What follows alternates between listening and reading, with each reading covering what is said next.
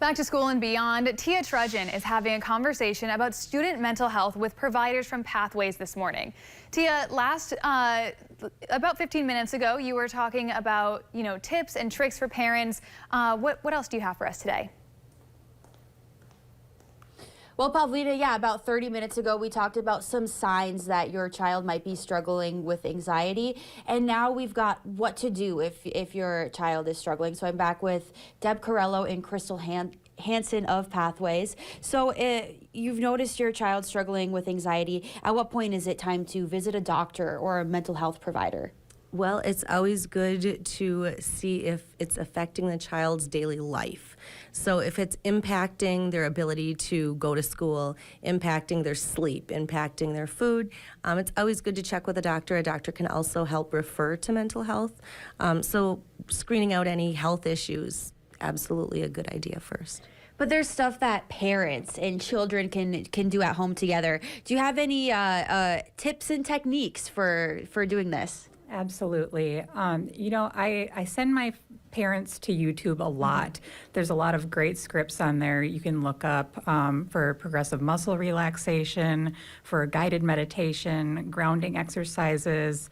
There's a lot of things that are available just a quick Google search away. So that's something that's important to take advantage of.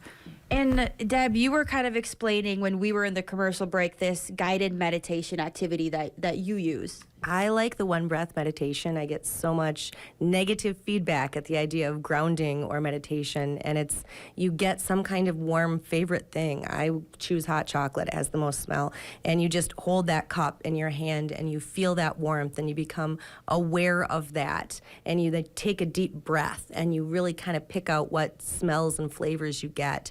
The milk powder, the cocoa, the sweetness of the marshmallows, and you just take that in for one breath. And right there, you've done one breath meditation, and that can become 2, 3, 4. Anyone can meditate. It's not something that's hard. And these conversations that parents have with their kids, these guided activities, can make a really big difference in how they have their school year. But the way parents have these conversations also has an impact too. So the language that they use might make a difference. So what are some things that parents should avoid saying to their kids, and what might they say instead?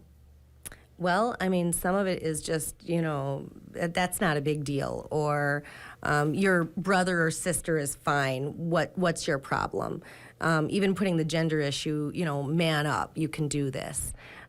It invalidates the child. It helps them to not feel like they're being heard or believed that they're truly having a problem, and it might make them hide their emotions in the future because it's not safe to talk about them. I'm not going to be believed. It's not safe.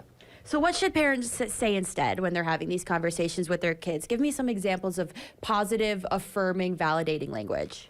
So you want to recognize when your child is experiencing some of these things. If your child is saying that they're upset about something that happens, say, wow, that sounded like that was really hard, or wow, that sounds really scary.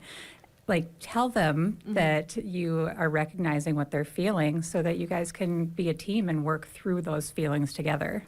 Absolutely, because parents and a child, they're absolutely a team, and children going back to school, it's a really sensitive time. So sensitive topics to talk about. That's all the time we have for this morning, and I will share your tips and techniques on our website, uppermichigansource.com, for parents to access as well as they get their kids ready to go back to school. But it's back to you ladies in the studio now. Thank you both so much for coming today. Thank you.